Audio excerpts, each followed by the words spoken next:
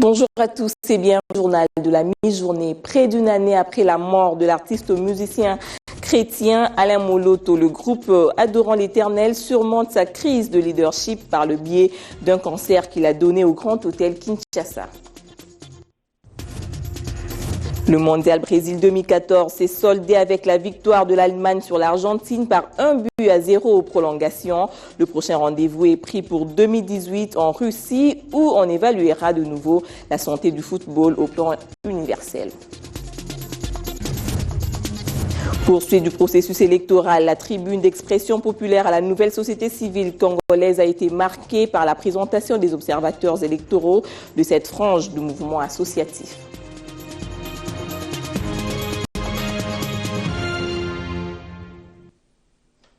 La nouvelle société civile du Congo a présenté hier ses observateurs électoraux pour la surveillance des prochaines élections au cours d'une tribune d'expression populaire animée en son siège sur l'avenue de l'Enseignement dans la commune de Kassavubu. Constantin Tamboué et Steve Mbouy. Cette présentation s'inscrit dans le cadre du plan d'engagement citoyen, participant actif et surveillance du processus électoral 2013-2016. Et la nouvelle société civile congolaise se disponibilise pour la mission d'observation et de surveillance électorale à long terme avec 50 experts et 25 éducateurs civiques électoraux. Ils ont entre autres tâches la sensibilisation, éducation civique et électorale de la population, prévention des conflits et violences liés au processus électoral, appui aux candidatures féminines, monitoring des médias et des activités des partis politiques. Ils s'intéressent aussi à la justice électorale. Chacun dans ces processus a une part de responsabilité. Chacun a un rôle à jouer. Nous, en tant que société civile, nous jouons notre rôle qui est celui de préparer la population à avoir des informations sur les processus électoraux. Écoutez, le gouvernement doit jouer son rôle, la CENI en tant qu'organe technique doit jouer les siens et chacun, au bout du compte, on jugera chacun par rapport au rôle qui y était le sien. La nouvelle société civile congolaise vise à travers sa mission répertorier les différents nœuds des problèmes et manquements aux droits électoraux en vue de leur correction et amélioration. Ce plan envisage entre autres réduire les imperfections, les tensions et la méfiance entre les parties prenantes au processus électoral. D'autres secteurs de la société civile venus de toutes les provinces ont pendant 3 jours identifié des astuces ou stratégies à adopter afin d'améliorer l'efficacité de leurs projets de promotion de bonne gouvernance dans différents secteurs. Ils l'ont fait samedi dernier au cours d'une conférence d'échange d'expériences acquises. Suivez. 62 participants de 31 consortiums des organisations de la société civile de toutes les provinces de la République démocratique du Congo ont bouclé le week-end les activités de la conférence d'échange d'expériences acquises des appels 004 et 005 organisés par le Fonds de la société civile pour la bonne gouvernance FSC. L'organisateur salue les déroulements qui a abouti à une issue heureuse. L'atelier a duré 4 jours. C'était pour avoir les expériences et les leçons apprises à partir des expériences de tous les différents intervenants de nos appels 004 et 005. Donc pour le 004, c'est des interventions relatives à la bonne gouvernance pour les services de base et le 005 était financé exclusivement à des coalitions, des organisations, la santé, le secteur minier et le genre. Renforcer le processus démocratique en RDC et augmenter l'accès de la participation citoyenne dans le système politique du pays, c'est sur cette matière que les participants ont élaboré le plan d'action à mettre en œuvre. Ok, merci beaucoup. C'est une conférence d'échange d'expériences entre les organisations de la société civile qui ont été financées dans les cadres des appels 004 et 005 avec le fonds de la société civile pour la bonne gouvernance.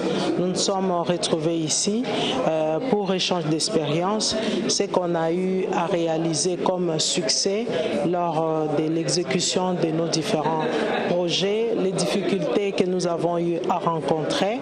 Et lors de cet échange d'expérience, on a quand même pu trouver certaines voies de sortie. Le Fonds de la société civile pour la bonne gouvernance est un programme du consortium des organisations internationales Christian Aid et Diaconat financé par l'ambassade de Suède et la coopération britannique. Le FSC a déjà financé 108 organisations de la société civile et consortium sur toute l'étendue de la République démocratique du Congo. La société civile du territoire de Walikale, par la bouche de son président Blaise Cheke, contacté ce samedi, appelle les FARDC à intensifier leurs opérations sur toute l'étendue de ce territoire contre tous les groupes armés, une semaine après avoir chassé les éléments du Mai Mai Cheka sur la route Walikale centre Massissi jusqu'à Goma. Patrick Sialoura.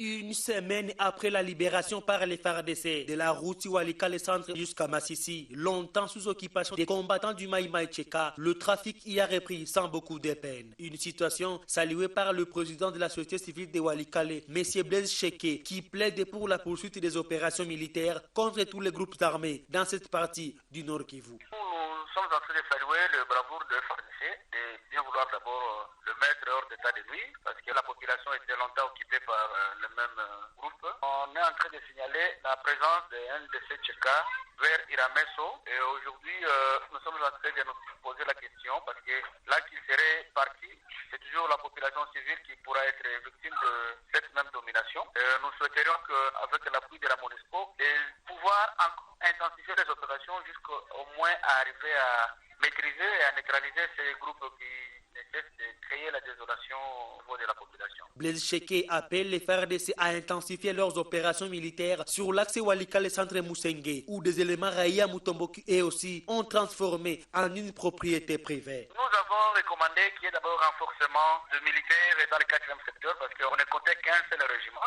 mais au moins aujourd'hui il y a le 2e régiment qui est déjà opérationnel, et donc à ce titre-là nous pouvons conclure que la hiérarchie du FARDC a répondu favorablement à notre requête, comme il y a déjà ce déploiement d'un autre régiment dans la contrée, et donc nous leur demanderons le déploiement sur axe Musenge, Otobora et Karete jusqu'à Hombo afin que cet axe puisse être bien maîtrisé. Si à Walikale, ce sont des tracasseries à outrance des groupes armés, par contre à Goma, ce sont des tueries qui refont surface. La nuit du vendredi à ce samedi, 2 personnes ont été abattues par des bandits armés au quartier Katoï. À cet effet, la société civile de Goma appelle la population à la vigilance pour barrer ainsi la route aux ennemis de la paix déterminés à déstabiliser le chef-lieu du Nord Kivu.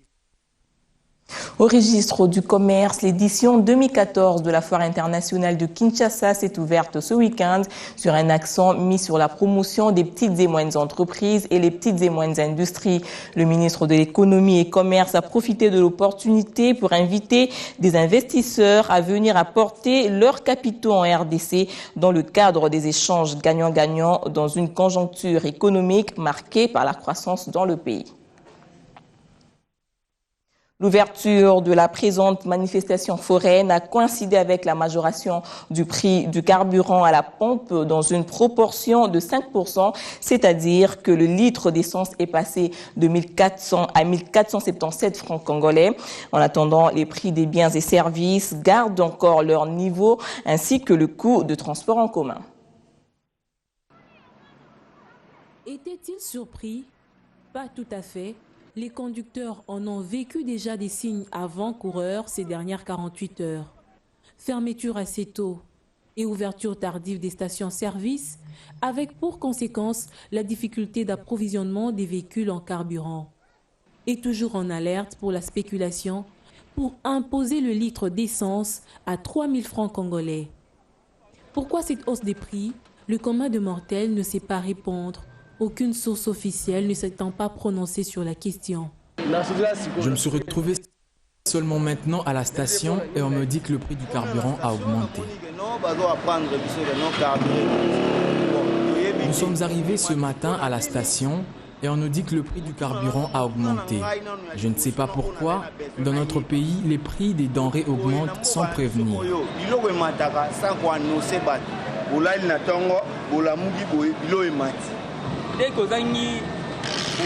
La différence est de 25 francs. Donc pas moyen d'acheter le carburant. Parce qu'avant, avec 1400 francs, on pouvait bien. Mais maintenant, on ne paie plus. Sinon, la solution, c'est augmenter aussi le prix de la course du transport. Malgré ce réajustement du prix du carburant pour plus de 5%, les tributaires de transport en commun poussent un ouf de soulagement car le prix de la course ne bouge pas. Un reportage de Fifi Loukoussa rendu par Fezamika. Au plan régional, le mécanisme de suivi de l'accord cadre d'Addis Abeba est désormais prêt avec 6 engagements qui visent des réformes à mettre en œuvre pour assurer une paix et un développement durable en RDC et dans la région des Grands Lacs. Les réflexions de samedi à la Cité de l'Union africaine ont connu la participation active de la société civile et de la communauté internationale qui appuie le processus des réformes de la police, de l'armée, de la reconstruction et de l'économie. Le centre de santé et l'Institut pédagogique du groupement de Bou bénéficient désormais de l'électricité et énergie solaire. L'approvisionnement de ce groupement, situé à plus ou moins 110 km du centre-ville de Kinshasa, a été rendu possible grâce à la chaîne de télé américaine CBN et la fondation Mutombo Dikembe qui va, via l'entreprise israélienne West Energy, ont installé des panneaux solaires.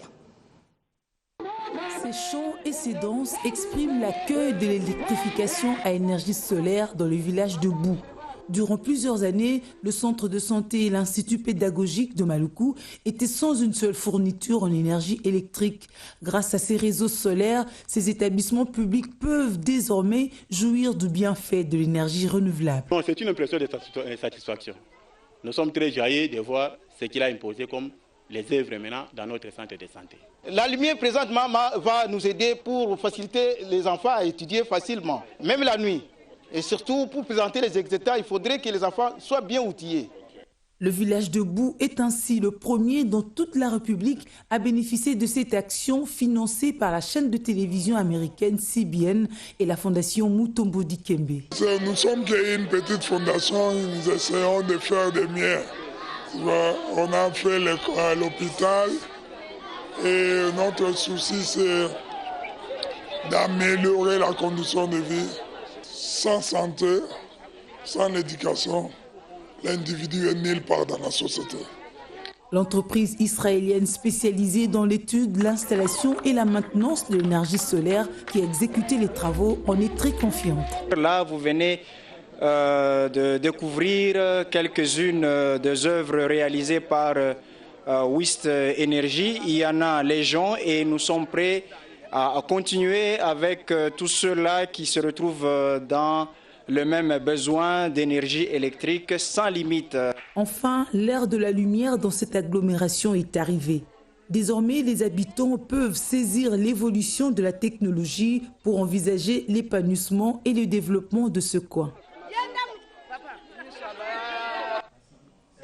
Hormis le problème d'électricité qui est désormais résolu, le centre de santé de Bou, situé dans la commune de Maluku, connaît d'autres problèmes qui méritent une intervention. Il s'agit du manque d'eau potable et des médicaments, mais aussi de carences en banque du sang pour des patients internés dans cet établissement public. C'est le constat fait par Murphy Fika et Fils Matundo.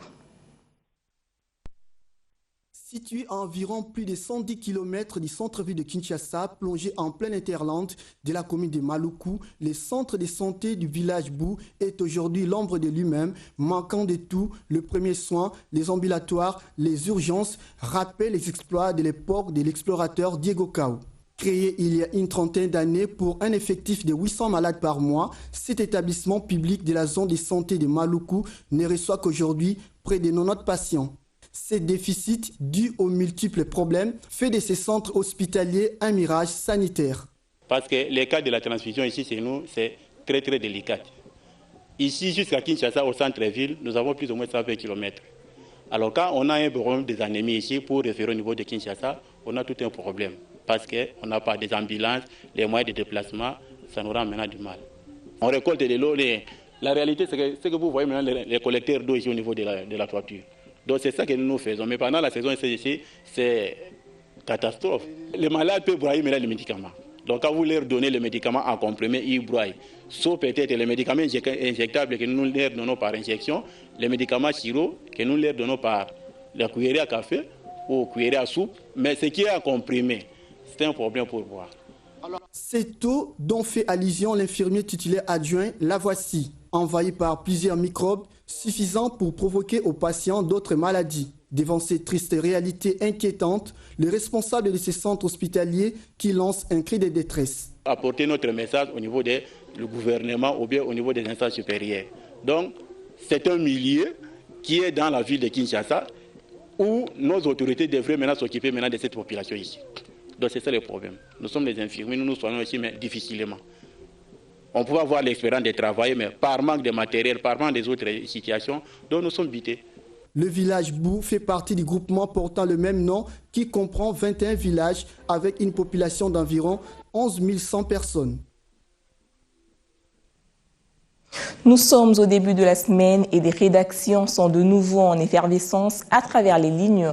La République démocratique du Congo n'est pas prête à accueillir le député Fidel Babala, détenu à la Cour pénale internationale depuis novembre 2013, estime la prospérité qui se réfère au secrétaire général adjoint du mouvement de la libération du Congo, maître Alexis Lenga, qui l'a affirmé samedi. 4 Congolais ont été arrêtés par la CPI entre le 23 et le 24 novembre pour des attentes présumées à l'administration de la justice dans le contexte de l'affaire qui oppose la procureure Fatou Bensouda à l'opposant congolais Jean-Pierre Bemba Gombo, le secrétaire général adjoint Fidel Babala, le conseil spécial de Bemba, Aimé Kilolo Moussamba, un membre de l'équipe de défense de Bemba, Jean-Jacques Mangenda Kabungo, et un témoin cité à comparaître par la défense, Narcisse Harido. Enseignement supérieur et universitaire, la nouvelle dépêche stigmatise la perception de ces frais, des fiches demandées dans des universités et instituts supérieurs congolais. Après les frais d'études communément appelés Minerval, il existe d'autres frais à payer, les frais de la session, les frais de la fiche avant de se présenter à la banque pour payer le droit de participation à la session, les frais de la fiche d'examen à les universités congolaises après l'enquête, c'est vers les années 2008-2009 que cette fiche a été instituée. Nos sources pointent la faculté des lettres comme point de départ de cette obligation. Cet homme des lettres aura certainement appris des sources sûres, des riches économiques. Du moins, sa stratégie aura fait gagner de l'argent, non seulement à ses collègues doyens, mais aussi à cette alma mater. L'université protestante de Lubumbashi semble faire exception à cette pratique, dénotant de la cupidité. Ici, les frais de la session sont inclus dans les frais d'études et le Minerval. En sport, Mondial Brésil 2014, la nationale Mannschaft allemande a remporté hier la compétition après s'être imposée devant les Albicélestes argentins sur le score de 1-0. L'unique but de la rencontre a été l'œuvre du jeune prodige allemand Mario Götze qui a scoré à la 113e minute de jeu. Avec ce résultat, l'Allemagne accroche une 4e étoile à son palmarès en Coupe du monde de football et l'Allemagne est le premier pays européen à remporter le mondial en Amérique du Sud. Lionel Messi est sacré meilleur joueur de la compétition. Nous allons recevoir sur ce plateau Jean-Louis Kaninda pour plus d'éclaircissements sur le mondial après cette transition.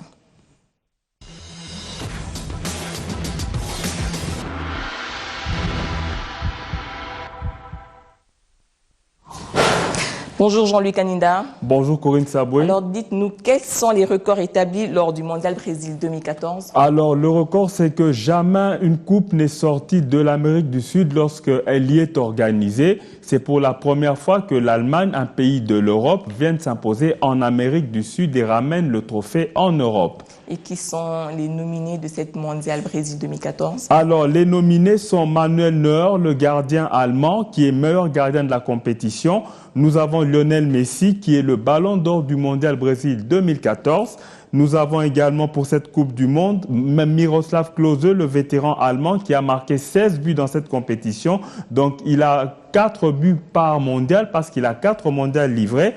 Nous avons marqué 171 buts. Et puis James Rodriguez, le Colombien, est le meilleur buteur avec 6 buts. Et enfin Paul Pogba, le Français, est le meilleur espoir de la compétition. Et Jean-Louis, pour en finir, dites-nous où et quand aura lieu la prochaine édition. Alors, la prochaine édition aura lieu en Russie. Hier, on l'a vu, Vladimir Poutine a reçu des mains de la présidente brésilienne Dilma Rousseff le commandement pour le prochain mondial. Donc, ça sera en Russie dans 4 ans.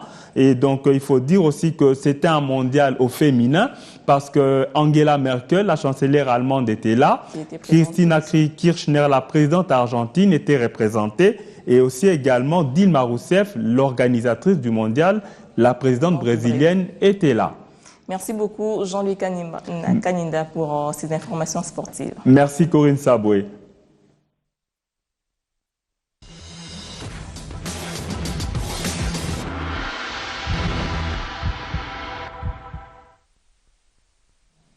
Page culturelle, pour finir, le groupe Gaël Musique s'est produit hier au parking du Grand Hôtel Kinshasa en concert dénommé Sanjola. Après une longue période de crise, après la mort de son initiateur Alain Moloto, le groupe avait besoin d'une reconstitution pour continuer à édifier le peuple de Dieu. Une production signée Vlisco.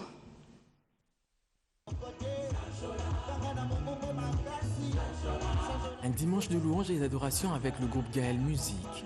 L'événement nommé Sanjola justifie la reconstitution de ce groupe musical près d'un an après la disparition de son fondateur au parking du Grand Hôtel Kinshasa. Le public constitué pour la plupart des chrétiens était venu constater ce qu'il en reste des adorateurs de l'Éternel, mais aussi l'encadrement du groupe avec à sa tête un nouveau représentant légal, le pasteur Atoms Bouma. Je suis très heureux d'avoir qu'ils ont répondu. Non seulement qu'ils ont répondu, qu'ils ont participé à la louange et à l'adoration ce soir. Voilà. Nos objectifs étaient de pousser le peuple de Dieu d'abord à réussir à dépasser leurs circonstances de joie ou de malheur et à louer le Seigneur parce qu'il le mérite. Et j'ai vu le peuple de Dieu répondre à cela, se souvenir de tout ce qu'ils ont vécu de Dieu dans leur vie, et c'est par quoi ils passent, que ce soit de joie ou de malheur. Et je les ai vus louer et exalter le Seigneur. Et ça je crois que l'objectif a été atteint. Je continue à les entendre en train de siffloter, de klaxonner au rythme de la musique. C'est que la joie est entrée dans leur cœur. Je suis très heureux. Il fallait s'attendre à la réaction des consommateurs de la musique chrétienne en général et des ceux d'adoration en particulier. Mes impressions, c'était une réussite. La grâce, c'est la gloire du Seigneur était là et c'était super. J'ai beaucoup aimé. C'était trop bien ce qu'on a fait. On a Sanjola, on vrai Sanjola. On a chorégraphié par le Seigneur. Ah, merci beaucoup. En tout cas, c'était très bien. Merci au groupe vraiment magnifique. C'était très bien. J'ai beaucoup aimé l'événement. Je sais que ça leur a pris beaucoup de temps. C'était difficile, comme ils ont dit l'année dernière, de perdre papa Alain, de perdre la sœur Marthe et tout ce qui est arrivé, le frère Christian et ainsi de suite. Ils avaient vraiment besoin de temps pour se refaire et je pense que le Seigneur les a aidés. Ils ont pris le temps, le Seigneur les a inspirés, ils ont créé de nouveaux chants, ils nous ont vraiment conduits dans la louange. Comme vous avez pu voir, je pense qu'il y avait plus de 1000 personnes. C'était un événement merveilleux et nous bénissons le Seigneur pour ça. Vlisco, qui a produit ce concert, a assuré séance tenante la vente de son nouveau produit, le pagne Voilà For You, qui a connu un franc succès, autant que celui récolté par le groupe Gaël Musique reconstitué.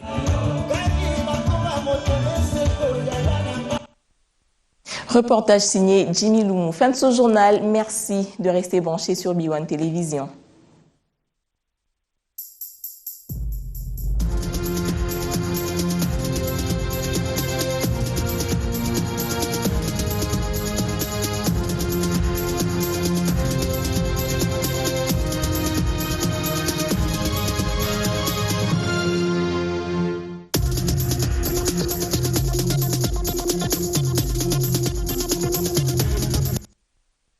Ce programme vous a été offert par Honda, le pouvoir de rêve.